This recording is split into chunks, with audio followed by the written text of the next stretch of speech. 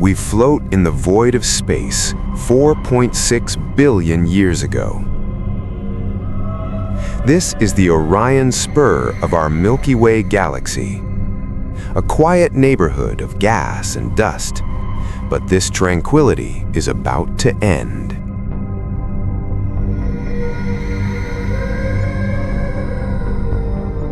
Here, in this stellar nursery, lies a molecular cloud, cold, dark, and impossibly vast. Spanning dozens of light years, it contains enough material to birth 1,000 suns, but it's been dormant for eons, waiting for a trigger.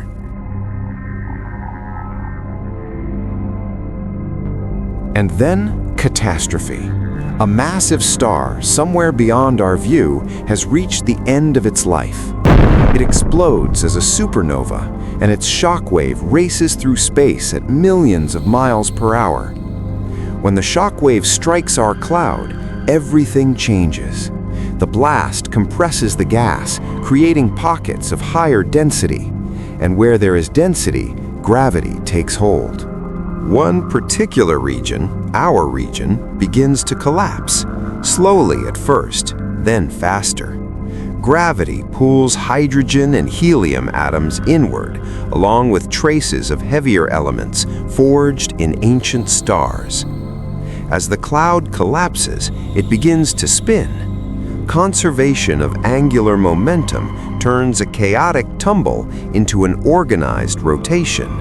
A disk forms, the protoplanetary disk, where worlds will one day take shape. But our focus is the center, where something extraordinary is about to be born. At the heart of the collapsing cloud, pressure builds.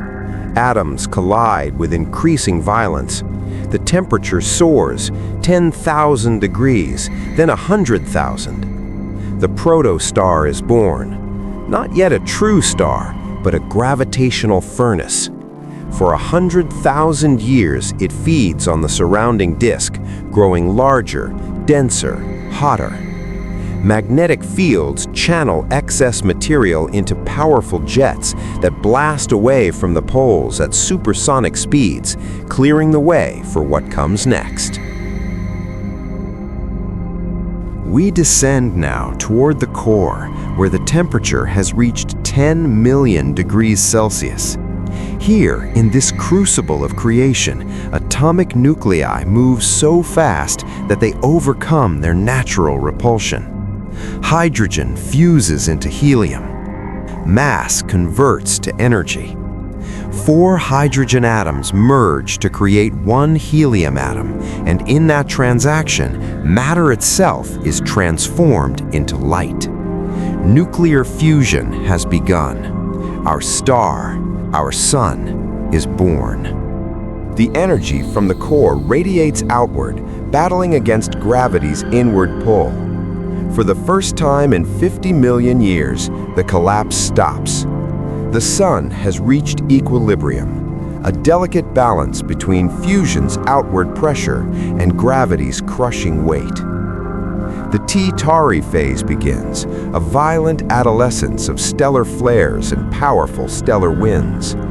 These winds blast away most of the remaining gas in the inner solar system. In the disk, dust grains stick together, building the seeds of planets. But that is another story.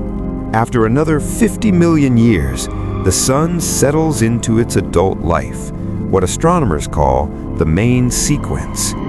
Here it will remain for 10 billion years, steadily converting hydrogen into helium, radiating energy into the cosmos. 400 million kilometers away, on the third planet from this newborn star, the sun's light will one day fall on oceans, forests, and faces looking up in wonder.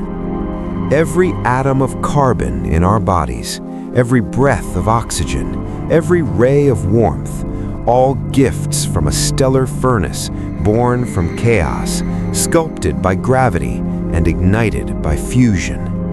This is our sun, Born from the ashes of ancient stars, it is both ordinary, one of 100 billion stars in our galaxy, and extraordinary, for it is ours.